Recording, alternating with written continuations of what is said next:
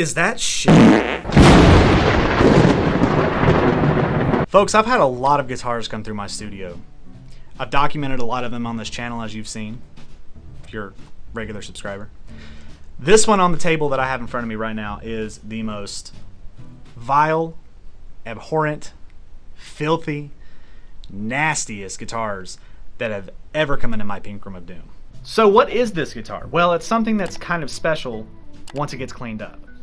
Special now for a couple reasons I'll tell you, but this is an LTD M-207. It's an LTD made in Korea in the year 1999, 7-string, and it's got a fluid rose on it. How cool is that?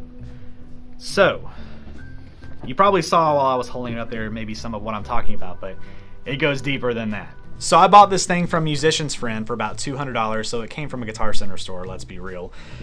And how they let this thing out the door without so much as a quick wipe down is beyond. Look, I know there's a lot of flack thrown on Guitar Center employees, but stuff like this is why. Let's start nice and simple here. The headstock. It's got some dust on it. Okay, not that big a deal. Dust accumulates on guitars, right? The frets. Dull as the dickens. These things will need to be shined up immediately, because if not, it's going to be a super scratchy time playing, and it's just not going to be fun. But folks, when I tell you that there is an absolute first on the body of this thing, it's gross. Maybe it's gross. I don't know. I don't really want to find out. I just want to clean it as soon as possible. But I wanted to document this and show you guys.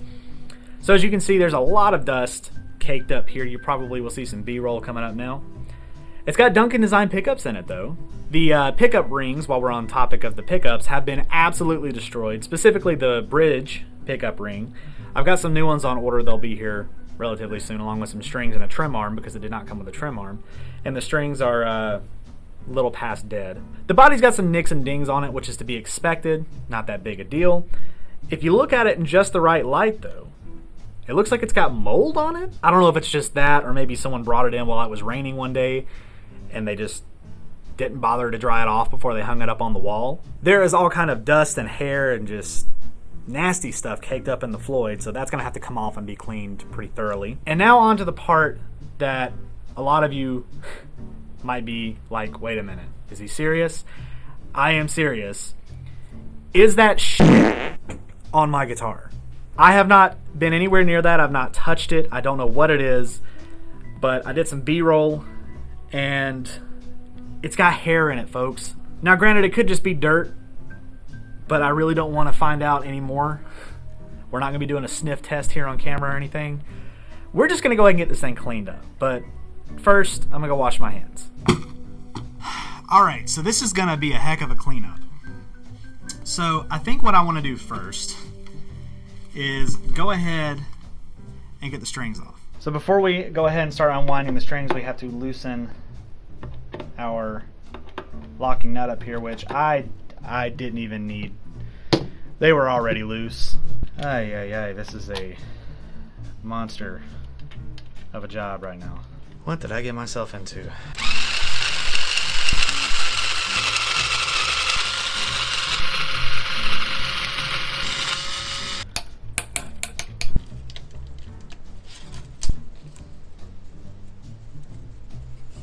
Alright, I got the strings off. We're going to see if the arm from my Kelly will fit this.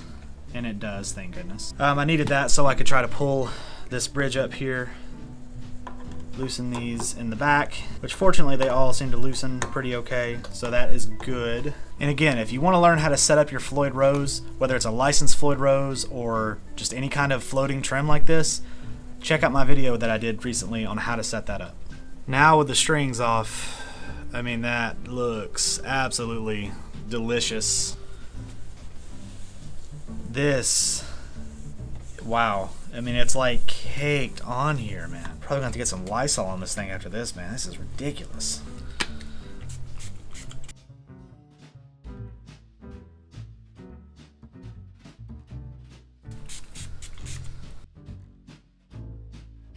Okay, so we've cleaned the body up, and it looks significantly better than it did before. It's got some, like I said, scratches on it and stuff, and I'm probably gonna buff it to polish it a little bit, but otherwise, it's in pretty good shape. So I'm gonna do is I'm gonna take this old toothbrush and I'm gonna kind of just go in the grooves and everything of the Floyd like this, because obviously it's just metal, it's not gonna hurt anything, but just try to break some of that dust up out of there and just generally make it, you know, a little better. Be careful with the blocks that are in there, as if you didn't tighten those screws in the back, you don't want to catch a bristle in there and it go flinging out somewhere, because you don't want to have to deal with one of those. I do like to use a little bit of the guitar detailer spray and just a spritz or two on there, just to kind of wet it a little bit.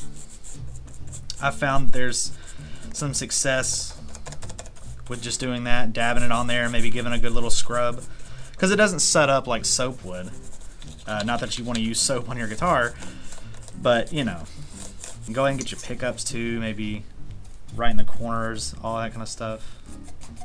You know, if you got a soft bristle brush, yeah, I mean, even that just looks so much better. I'll do the sides of the body and stuff and the back a little later.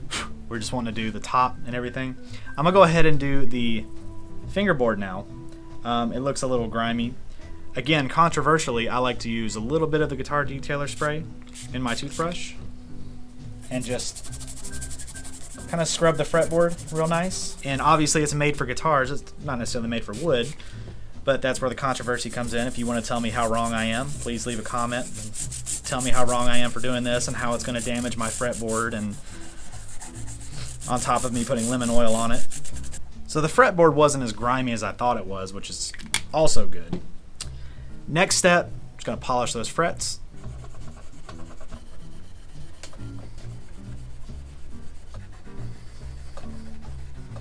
These frets actually polished up very nicely. It looks like a lot of the grime came off whenever I took the toothbrush and kind of scrubbed it, so maybe they weren't as bad as I thought they were. There are a couple of dents up here in the frets, which they're not deep or anything, so it shouldn't affect playability all that much. I have a couple of guitars with some dented frets, and you really can't notice them. So these aren't too bad. If they ever get worse, I can obviously get them crowned, leveled, whatever, but I digress. Much better. I'm pretty sure the first and last time this thing was wiped down was when it left the factory in 1999. Alright, so we polished the body, we've cleaned the Floyd Rose here. Again, I checked all these, that's a little loose, so I can check the pots. We'll dive into the electronics at some point. We cleaned the fretboard, cleaned the frets, polished the frets, whatever, cleaned the headstock. Last but not least, let's put some lemon oil on it.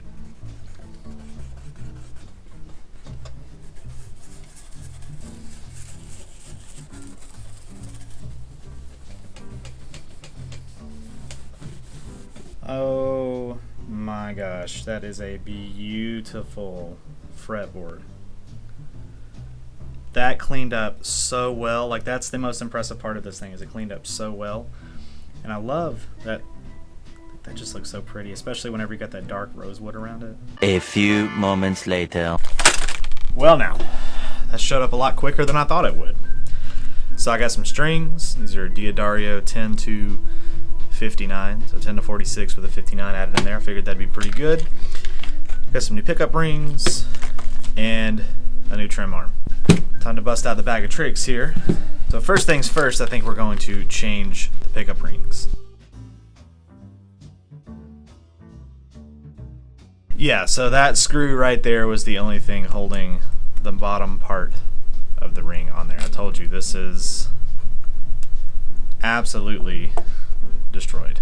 Alright, so I will be right back while I take these pickups out and change the rings and struggle to put them back into the rings. Alright, so there are our old pickup rings in multiple pieces there. And there are our new ones. And I'll link these parts in the description too, because these were almost a direct fit, so you know, you won't have to go and search like I did. And before you ask, those pickup rings, they do come with mounting screws. Okay, so we're gonna go ahead and flip the guitar over, and we'll take a peek in the back here. Alright, cover number one, the Floyd cavity. Oh wow, okay. So we have 1, 2, 3, 4 springs here. And yeah, we're gonna take one of these off. They look like they're in really good shape though, so I'm not gonna change them.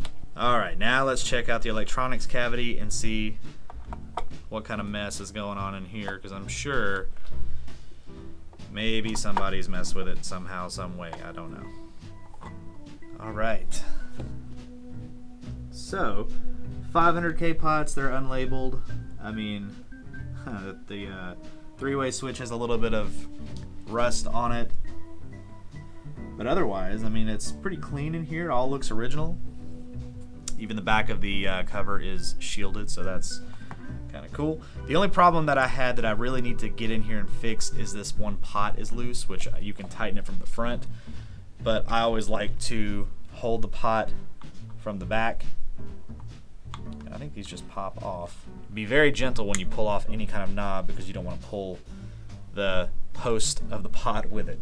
So I guess a quick little lesson on how to fix a loose pot. So if you go to turn it, and like this one's fine, this one's pretty tight, but this one was a little loose. So if you go to turn it and you feel like it's loose or it's wobbling around, very, very simple. First off, take off your knob. Ones like this, the metal ones, may have a little screw in the side, so just make sure you turn them around and see. If they do, just loosen it and it'll pop right off. If they're like this, you can just pull them off. If they're Strat style, there's another way you can get those. There's knob pullers, you can get all kind of stuff. You can take a rag, go up under it and pop it off. Either way. And when you get up under here, I mean, you'll see that there's a little nut there. You can take a little hex. Look at that, I got it the first try. I've done this too much.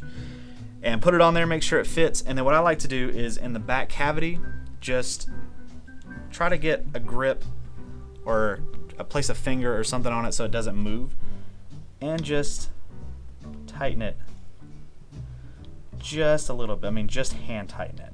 So that one didn't need much, and it's already that much better. And that's how you fix a loose pot. On there, push it down. Oh yeah, now they feel about the same. Good news. I'm just gonna go ahead and place the back cover back on here real quick, and I think honestly I'm gonna go ahead and set the Floyd rose up and everything whenever I string it.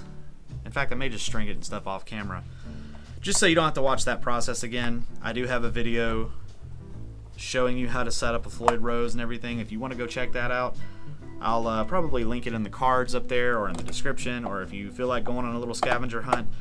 As of recording this video, it wasn't very long ago, so if you go to my channel, you can find it on there. That's a pretty informative video. I'm proud of how that one turned out. Go check that out if you're interested, and I'll see you guys back in a minute once I have this thing strung up and set up and ready to go. Well, folks, here it is. It is done. It has been cleaned up, strung up, and set up. This is what it looked like before.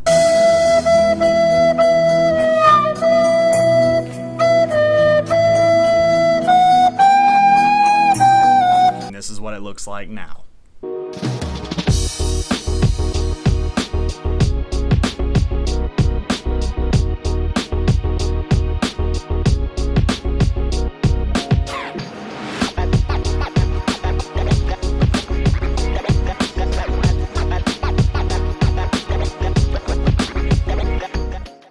The LTD M-207, ladies and gentlemen, that I bought from Musician's Friend / Guitar Center, that showed up in, dare I say, crap condition. Boo! You stink!